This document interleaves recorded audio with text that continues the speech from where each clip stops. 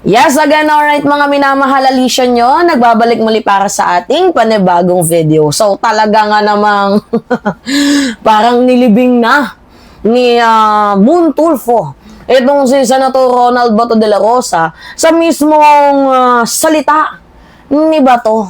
Diba? Kumbaga ginamit ding sandata ni Moon Tulfo ang mga binibitawang salita ni Senator Ronald Bato de la Rosa. So, alam nyo naman, diba, na humihingi ng due process itong si Bato de la Rosa. Abay-abay, hep-hep, hooray! Bakit kayo hingi ng due process? Nung panahon ninyo, noong kung saan legendary pa kayo dahil kayo yung nasa poder, kayo nasa pwesto, kayo nasa kapangyarihan, meron ba kayong ginawang due process sa mga biktima ng war on drugs? Tapos paulit-ulit lamang yung narrative ninyo na nanlaban. Pero wala naman kayong maipakitang police report na nanlaban talaga sila. Kumbaga napaka-selective ng justice noong panahon ni former President Duterte sa pamamagitan mo. Tapos ngayon hihingi ka ng due process? Tindi mo, boy. Ngayon, ito sabi ni Moon Tulfo. Pinatay niya at ng kanyang mga tauhan na mga maliliit na suspect na walang kalaban-laban. Ngayon humingi siya ng legal process upang di siya maaresto ng International Court for Crimes Against Humanity. Parang may something ka na sa utak noon, Senator Ronald Bato de la Rosa, 'di ba? Na hihingi ka ng due process pero nung panahon ninyo, abay hindi ka din naman nagbigay ng due process diyan sa mga maliliit na tao na biktima ng war on drugs ninyo. Kasi nung panahon ni Duterte, aminado naman tayo, ang init ng aircon ko. Aminado naman tayo mga minamahal na madaming libu-libong Pilipino ang nategi. 'Di ba? Maraming mga maliliit na nagbabato or mga suspect ang talaga nga namang pinilipit, inipit at ginipit. At marami naman talagang mga walang barel. 'Di ba? Mga walang kalaban-laban. Mga bata na walang kamuwang-muwang. Napakadaming mga hindi dumaan sa korte. Marami ay mga walang warrant. Walang maayos na paglilitis. O, sino yung chief implementor noon? 'Di ba? Walang iba kundi itong si Senator Ronald Bato de la Rosa. Yung due process kasi, ibig sabihin nun, may investigasyon, may warrant, may paglilitis, may depensa, may hukuman. Ilan po sa mga nabanggit ng human rights advocator or human rights group ang nakaranas ng due process? Halos wala nga eh. Mga may uchi lang. O, alam niyo uchi, mapera. Mga mapera lang ang nakakaranas ng due process. Pero yung mga nakachinelas, diba? Yung construction worker, rider, diba? Mga pintor, labandera, mga nagtitinda dyan sa tabi-tabi. Nakaranas ba ng due process? Diba wala mga minamahal? Tapos paulit-ulit natin naririnig ang salitang nanlaban. Pero, para-parehas naman ang police report, para-parehas naman ang script. Diba na, ay may baril daw, kaya nanlaban. Sumatotal, baka nilagay nga lang ng police yung baril dyan para sabihin na nanlaban.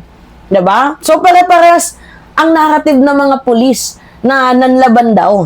At pare-parehas din ang kanilang mga police report, ang kanilang mga script. So, ang ending, ang suspect, nategi. Diba? Kaya nga pumasok yung human rights group. Yung human rights advocator na yan. Kasi, yung mga kasong nakita nila, hindi po talaga imbento. Diba? Nakita ng kanilang mga mata na wala talagang maayos na legal process itong madugong war on drugs ni former President Duterte. So, kaya sila nakikibaka, kaya sila nakikipaglaban.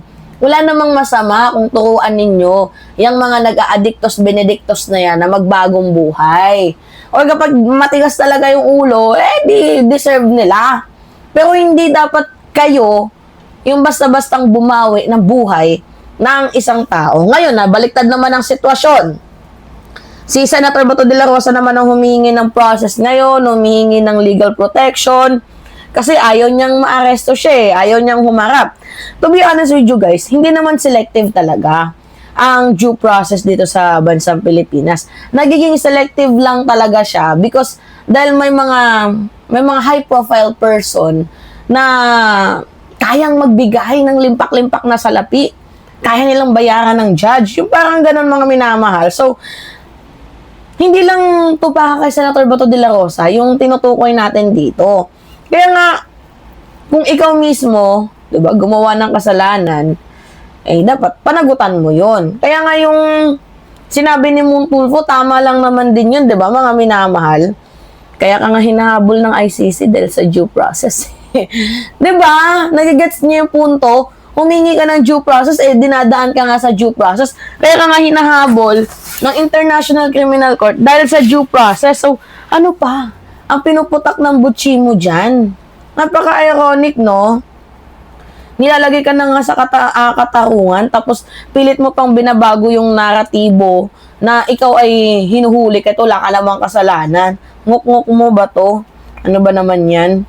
So, sabi ng ating kaibigan, ng ICC ay pumapasok kapag ang isang bansa ay bigong mapanagot ang sarili nitong sistema, which is yung Pilipinas sa panahon ni former President Duterte. Kaya nga kung matatandaan ninyo, mga minamahal, si Digong umalis sa International Criminal Court way back 2019.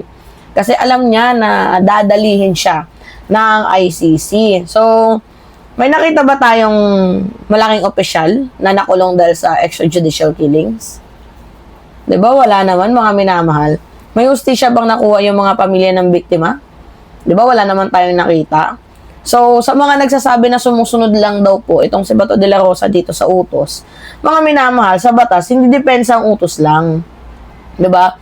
At, lalo na kung krimen ang pinag-uusapan dito, hindi pwedeng gawin mong palusot na inutusan lang naman ako ni ganito, ganyan, diba? So, ang ranggo po, ay hindi po yan lisensya para ikaw ay manegi na ng kapwa mo Pilipino.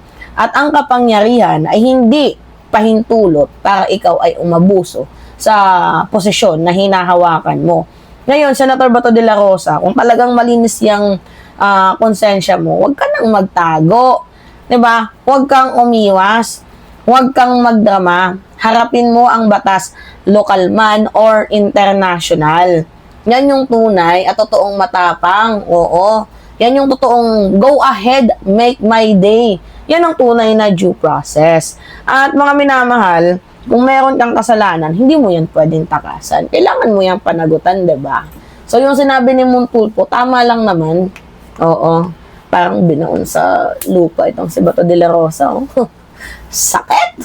Diba? Yung mga words na binibitawan sa kanya, ang dating bato, nanlambot na, marshmallow na, di ba? Gonggong talaga tong si Bato. Atapang atao before, tapos ngayon, wala pang ang official na warat, nagtatago na.